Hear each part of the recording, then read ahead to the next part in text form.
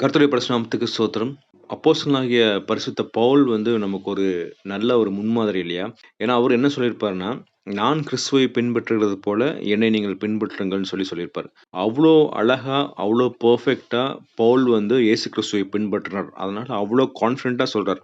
"நான் இயேசு கிறிஸ்துவ நான் எப்படி பின்பற்றனோ, அப்படி நீ என்ன பின்பற்றுங்க" அப்படின்னு சொல்றாங்க. ஏன்னா, இயேசு கிறிஸ்துவோடைய டீச்சிங்ஸ் அவர் சொன்ன காரியங்கள அப்படியே வந்து என்ன பண்றாரு, அவருடைய ஊழியங்கள செய்றாரு. அவரோட ஊழியம் வந்து பலுகி பெருகுது. பணத்தில கிடையாதுங்க. விசுவாசிகள்ல. எவ்வளவோ சர்ச்சஸ் பில்ட் பண்றார். எவ்வளவோ சபைகள நாட்டுறார். நெறைய விசுவாசிகள எழுப்புறார். உடன் ஊழியக்காரர்கள எழுப்புறார். அப்படிப்பட்ட பவுல் வந்து மிகவும் கஷ்டப்பட்டார் இல்லையா? அவரு சம்பாரிச்சு அவரு சாப்பிடுறார். இல்ல அவரு வந்து பார்த்தீங்கன்னா, கூடார தொழில் செய்து அவருக்கு வந்து சாப்பிட்டுக் கொள்றார்.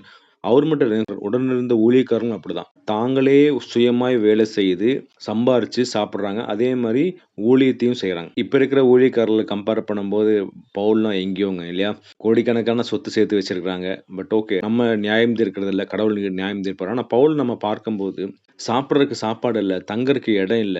இல்ல பனி, குளிர், மழை எல்லாத்துலயும் தாங்கிக்கிறார். நிர்வாணம் எல்லாம் எதற்காகன்னா, இயேசு கிறிஸ்துவுக்காக. இல்ல அவர் வந்து கொரிந்து சபைய கட்டுறாரு. கொரிந்து சபை மக்கள் வந்து அவர என்ன பண்றாங்கன்னா, ரொம்ப அசிங்கமா பார்க்குறாங்க. இல்ல அதற்கும் பார்த்தீங்கன்னா, அவர் வந்து ஊழியத்துக்கென்று ஒரு காசு கூட வாங்காத அந்த அப்போஸ்தலனாகிய பவுல, கொரிந்து சபை மக்கள் எப்படி பார்க்கிறாங்கன்னா, நான் அந்த வசனத்த வாசிக்கிறேனே. 1 கொரிந்தியர் 4:13. தூஷிக்கப்பட்டு வேண்டிக் கொள்கிறோம்.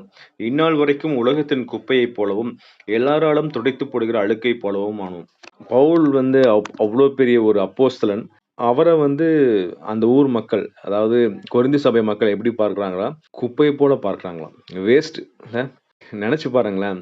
நம்மலாம் வந்து ஊழியக்காரங்கள எவ்வளோ கனமா நடத்துவோம் இல்லையா? ஆனா, கொரிந்து சபை மக்கள் பவுல எப்படி பார்க்குறாங்கன்னா, ஒரு குப்பை போல பார்க்குறாங்களாம். கடவுள் அத அலோவ் பண்ணியிருக்காரு. ஏன்னா, பவுலை பார்த்து நடக்கணும். அவர் எப்படி ஹம்பிளா இருந்தார், அதை பார்த்து நடக்கணுங்கிறது தான் கடவுளுடைய சித்தம். அதனால நம்ம வாழ்க்கையில நீங்க நெனச்சு பாருங்களேன், யாராவது ஒருத்தர் நம்மள வந்து தரைக்குறைவா பேசிட்டா, "நான்லாம் எப்படி தெரியுமா? நான் எப்படிப்பட்ட ஆள் தெரியுமா? என்ன பார்த்து இப்படி பேசிட்ட?" ஃபார் எக்ஸாம்பிள் வந்து ஒரு ஹஸ்பண்ட் ஒய்ஃப்குள்ள எடுத்துக்கலாம். அதாவது கணவன் வந்து மனைவிய பார்த்து ஏதாவது ஒரு பேசிட்டா, மனைவி உடனே, "நான் யார் தெரியுமா? எங்க அப்பா வீட்ல நான் எப்படி இருந்தேன் தெரியுமா? எங்க அண்ணங்கலாம் என்ன எப்படி பார்த்துக்குவாங்க தெரியுமா?" அதே மாரி ஒய்ஃப் வந்து ஹஸ்பண்ட்ட ஏதாவது சொல்லிட்டா, "நான் யார் தெரியுமா? நான் எவ்வளோ சம்பாதிக்கிறேன் தெரியுமா? என்னோட ஆஃபீஸ்ல நான் சொன்னா எல்லாம் கேட்பாங்க. ஆஃப்டர் ஆல் நீ நான் சொல்றத கேட்க மாட்ட." இந்த மாரி நமக்கு வந்து அந்த பெருமை வந்துருது, அந்த கோபம் வந்தது. ஆனா பவுல் பாருங்க, தேவனுடைய ஊழியக்காரர், உண்மையும் உத்தமமான ஊழியக்காரர். அவங்க என்ன சொன்னாலும் சரி, நீ எப்படி நெனச்சாலும் சரி, அத பத்தி அவர் கவலையே படலங்க. நீங்க திட்டினாலும் நான் என்ன பண்றேன், உங்களுக்காக நான் வேண்டிக் கொள்றேன்னு சொல்லி பவுல் சொல்றார். அந்த மாரி ஒரு எக்ஸாம்பிளான ஒரு ஊழியக்காரர்கள்ல அவங்களைப் போல நம்ம மாறணும். பவுலைப் போல மாறணும். இயேசு கிறிஸ்துவைப் போல மாற ட்ரை பண்ணணும். அட்லீஸ்ட் பவுல் போலயாவது நம்ம மாறணுங்க. அதுதான் கடவுளுடைய சித்தம் இல்ல. நீங்க பார்த்தீங்கன்னா, இயேசு கிறிஸ்துவும் அப்படிதாங்க. இயேசு கிறிஸ்து வந்து பார்த்தீங்கன்னா, நெறைய அற்புதங்கள் செய்றாரு. அடையாளங்கள் செய்றாரு. அவர பார்த்தே இந்த பரிசேயர்லாம் என்ன சொல்றாரு, இவர் வந்து பெயல்செபூல் மூலமாக ஆவிகள துரத்துறாரு அப்படின்னு சொல்றாங்க. பெயல்செபூல்ங்கிறது யாருன்னா, அசுத்த ஆவிகளின் தலைவன்.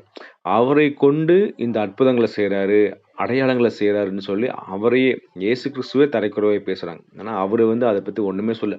"நீ என்ன பத்தி என்ன வேணா சொல்லிக்கப்பா. ஆனா ஆவியானவர மட்டும் நீ குறை சொல்லிறாத. அவர் ரொம்ப மென்மையானவர். அவர் உன்ன விட்டு போயிருவார்." அத மட்டும் தான் சொல்றாரு. "என்ன பத்தி நீ என்ன வேணா பண்ணிக்கோ. என்ன வேணா சொல்லிக்கோ." அதுதான் இயேசு கிறிஸ்து இல்லையா? அந்த அன்பு தாங்க. என்ன பத்தி நீ என்ன சொன்னாலும் சரி, நான் அத பத்தி கவலைப்பட மாட்டேன்.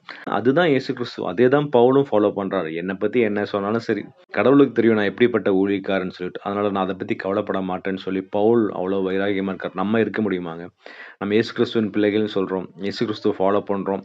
ஒரு சின்ன காரியம் நம்மளை பத்தி கேவலமா பேசிட்டாலோ, கேவலமா நெனச்சிட்டாலோ, நம்மள பத்தி குறை சொல்லிட்டா நமக்கு எவ்வளோ கோவம் வருது. இல்ல ஃபர்ஸ்ட்டு கடவுள் அத தான் நீங்க சொல்றாரு.